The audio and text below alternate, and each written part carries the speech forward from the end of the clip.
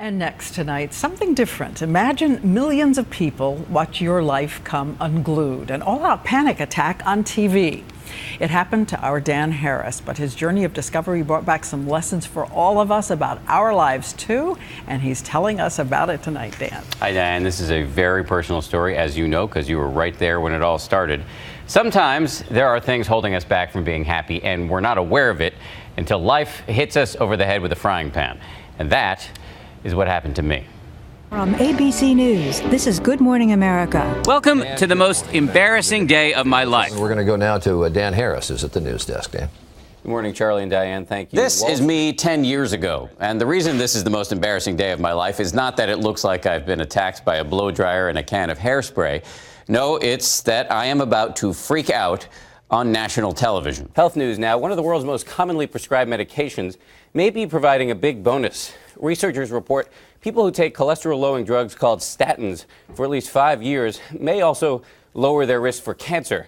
But it's too early to prescribe statins slowly for cancer production. At this point, I realize I'm helpless, so I bail right in the middle. That does it for news. We're going to go back now to Robin and Charlie. All right, thanks very much. Dan Harris at the news desk with some of the headlines of the morning. Want to go to Tony Perkins now. Once the fear subsided, humiliation rushed in. I knew with rock-solid certainty that I had just had a panic attack on national television.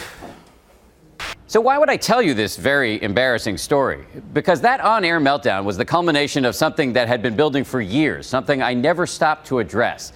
It's something we all battle, whether we have panic attacks or not. Call it the voice in your head. It's where I feel stress or when it's the inner narrator that can control us. Highly critical. Get in the way of living the life we want to lead. For Brian Simmons, it was outbursts of anger. I would act very reactively, very For Becky Schmitz, it was emotional eating. Eating was like my security blanket. And for a young Dr. Mehmet Oz, it was a racing mind that kept him from focusing on one thing at a time.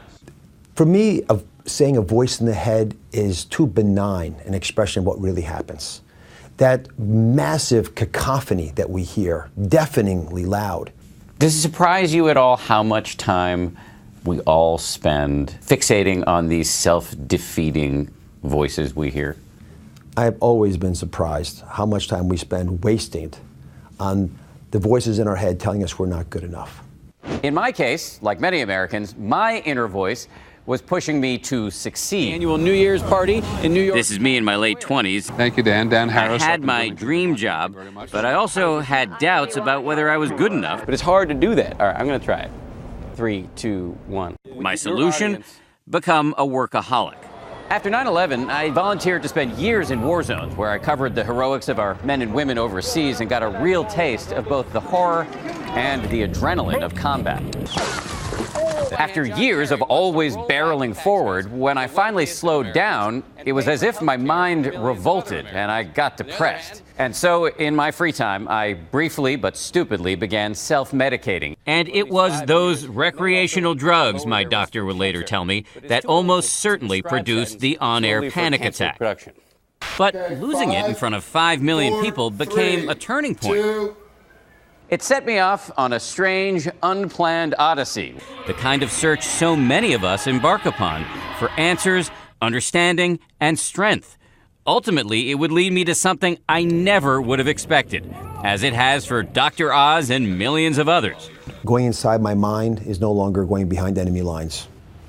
After a journey that involved megachurches, self-help gurus, and brain researchers, what I found is something simple, scientifically tested, and completely free. It's being done by executives, pro athletes, and even the U.S. Marines.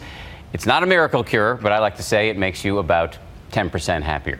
Much more on that tomorrow night right here. Right here. And again, Dan, for all of us who've been through this with you, wow, thank you. Thank you. Thank you. And learn about the simple answers Dan found tomorrow on World News and his new book, 10% Happier. And again, don't miss tomorrow night.